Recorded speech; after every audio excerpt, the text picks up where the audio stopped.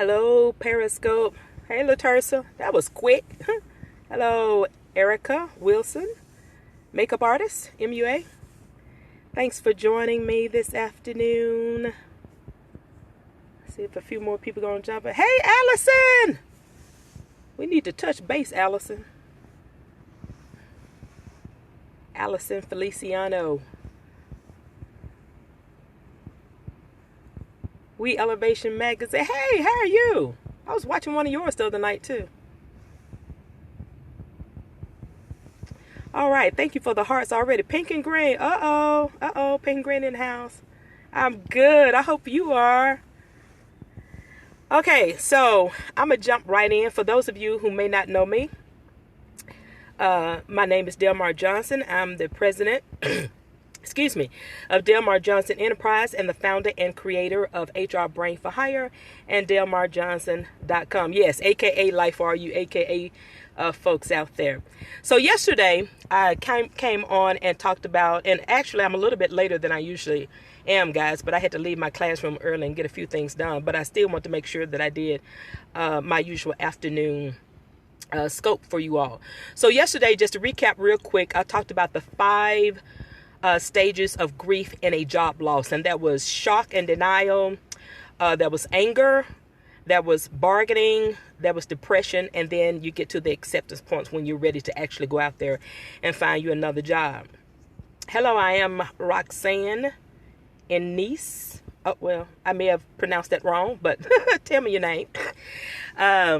So we talked about the 5 stages of grief in a job loss, but I want to give a different spin on it today because I want to take it from the employer perspective. If you're a small business owner with the employees, if you're a larger business owner, if you're a manager or someone in a managerial authority, I want to give you the perspective of how to effectively.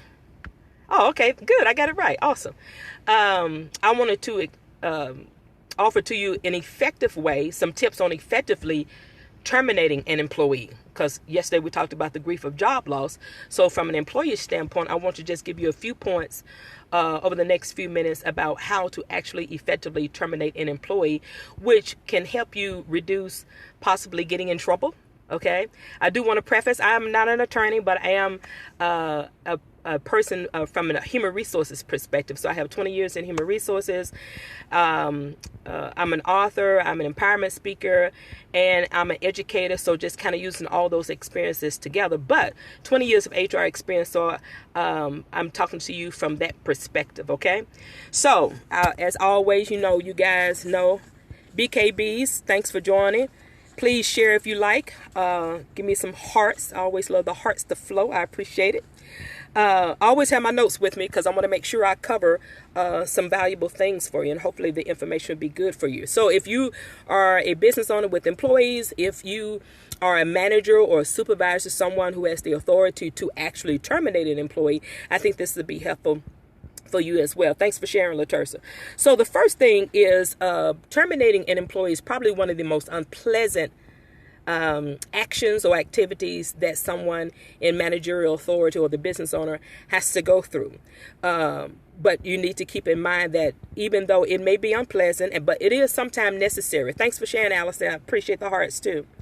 It may be necessary, but still unpleasant. But it can be handled in a professional manner, like I said, that can possibly reduce you getting in trouble from a legal standpoint, if you will, or from, law employment, or employment laws that are out there. So let's get started. So like, again, I'm going to read some of these things from my notes because you don't know everything by heart, right? So the first one is, first of all, ask yourself, is it necessary to terminate that employee? Okay, is it necessary to terminate that employee? So, of course, when you look through the facts and circumstances that may be surrounding your decision to terminate, then that will spark these next steps that you probably need to think about. So the first one is consider what your company policies are. Okay, do you have company policies in place? I hope you do. So consider your company policies, and those kind of policies can be like a progressive discipline policy. Do you have a progressive discipline policy in place? That's always a good thing. Or it could be an internal dispute resolution. like arbitration. You could have an arbitration policy in place that says that you have to go through arbitration before you actually terminate an employee, to talk about the things that are happening or what makes you believe that it's time to terminate that employee. Also, a termination policy requiring just cause. So some things you have to have just cause of firing someone. Okay. Number 2, consider oral or implied contracts of employment. What does that mean? That may mean you or someone that the person is directly reporting to, like a supervisor level maybe, have promised them, hey, you do a good job and we'll keep you here forever. If you do a great job on this particular project, or whatever that oral agreement may have been, even though it may have been just not necessarily in jest, but someone may have actually verbalized it, then that could be something that you need to consider. Okay. So consider oral or implied contracts of employment. Consider what your state and federal laws are, especially around protecting certain classes of people.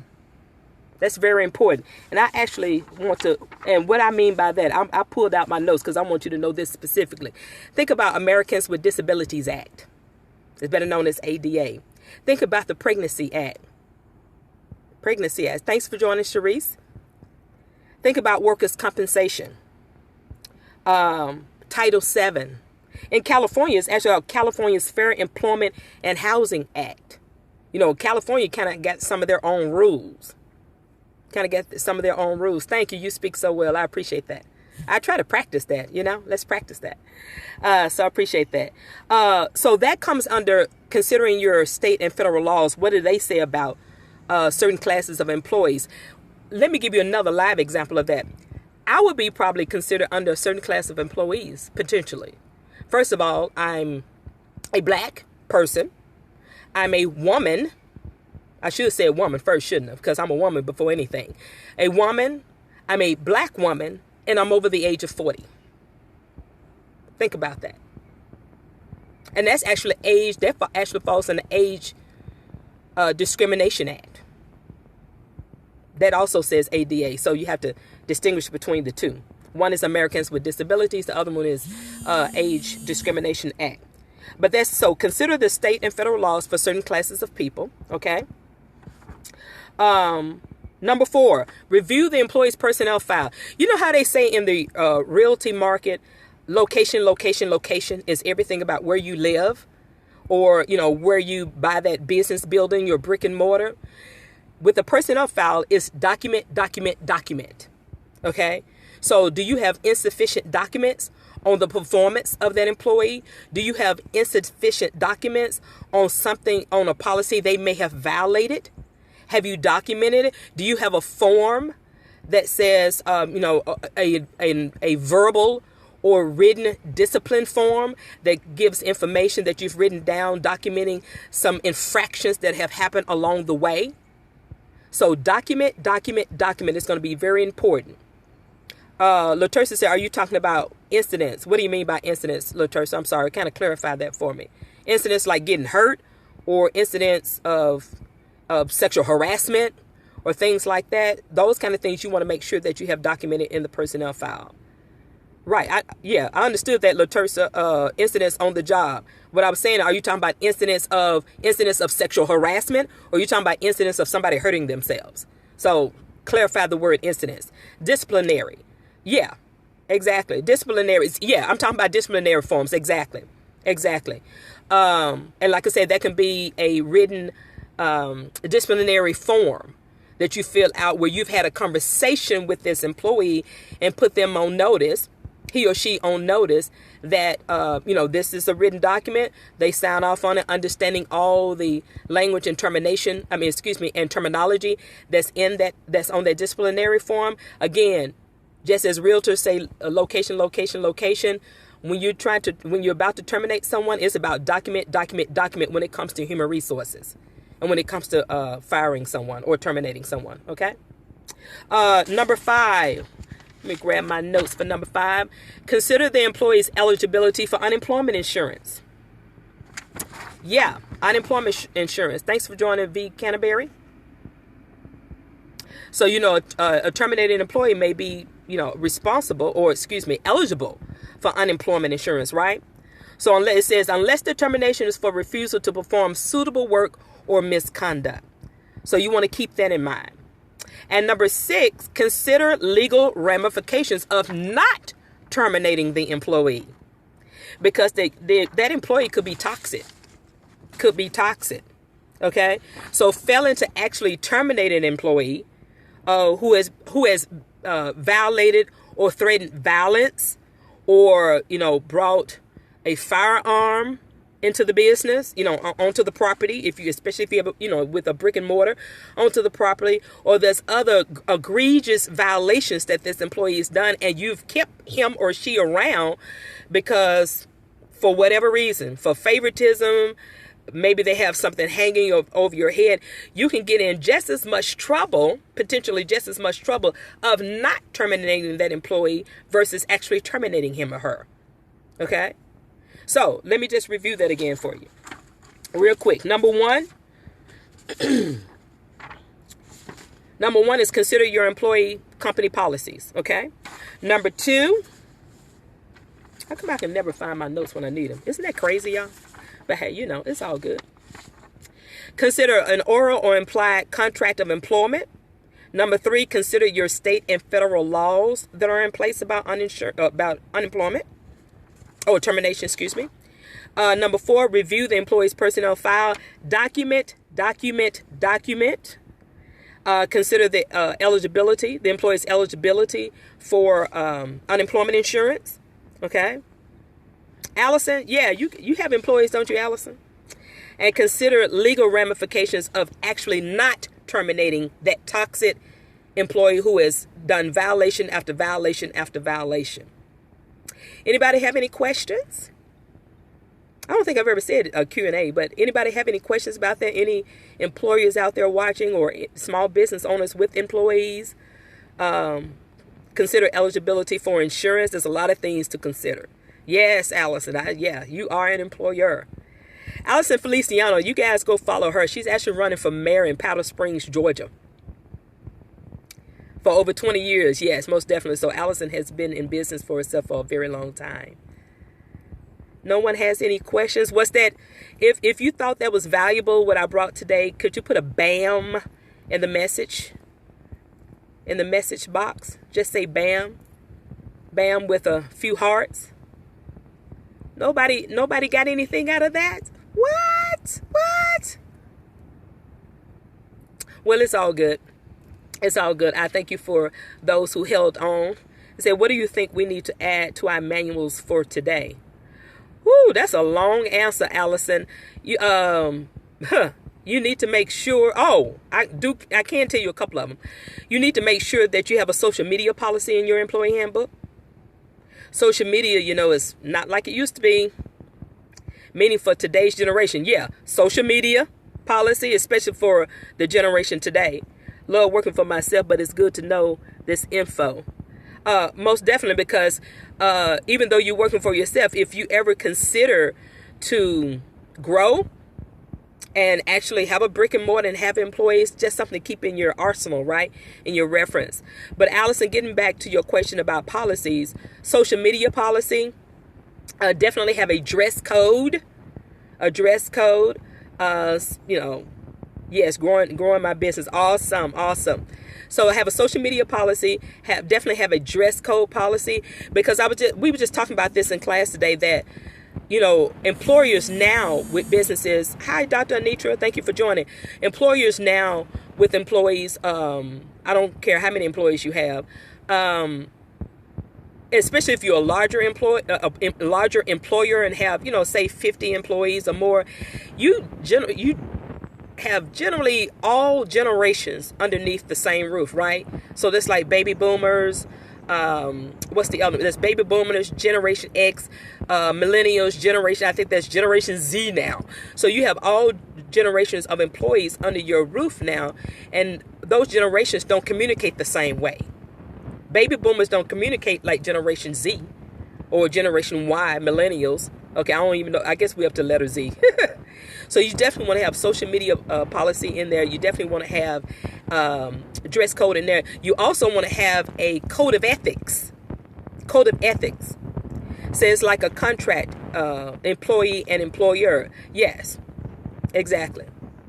And actually, you wouldn't call it a contract. What it is actually showing the standards that you are operating your business by.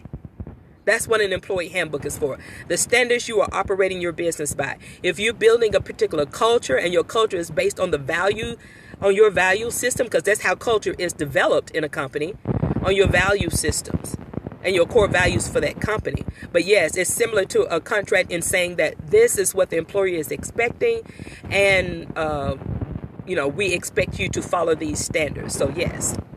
Did that answer your question, Allison? Just some of those policies I told you about. Are you still there? Yes, but jobs are making employees sign a contract. Yes, they can make. You're right. You're right. There can be employment contracts now. It sure can. And I think that may have increased more so because Her Cake Majesty, thanks for joining. I was just going to ask you about ethics. Yes, please have a code of ethics in your employee handbook. Even if it's not in your handbook, even if you want to make it an actual separate document that they sign off on, do that as well. And as far as employee policy book, also have an employee acknowledgement form in there, acknowledging that they received the handbook. Okay. Now that doesn't guarantee they're going to read it, but that guarantee that shows again, document. That shows that they received it. You may have had the opportunity to go over it a little bit, maybe in an orientation, new hire orientation, but that gives you a guarantee that they signed off on it, that they received it, and that they know that they need to follow those policies that are in there. But getting back to the contracts, yes, though I think more employers are doing that because employers are being, they're more cautious of some things of the employees that they are hiring. They want to have documentation that you said you're doing what you say you're going to do. So yes, it has increased. Any other questions? Thank you, Allison. I hope this has been helpful to you all today. I'm going to try to bring as much to the Periscope, as possible that'll bring value to you that's out there, the entrepreneur, the small business owner, the managers, the supervisors that are out there. So I hope this was of value to you. I appreciate the hearts. I love those fuchsia pink hearts. Yay. So again, this is Delmar Johnson, president of Delmar Johnson Enterprise and the founder and creator of HR Brain for Hire. I am your chief HR brain. And also I will be launching my DelmarJohnson.com website very soon too. So I'm excited about that. So I hope you all have a great day, and I'll see you tomorrow for yet another Periscope by HR Brain. You can find me on social media everywhere under HR Brain for Hire. So I'm easy to find on Twitter, on Facebook, and also at my website, HRBrainforHire.com. Have a great day, y'all. Bye-bye.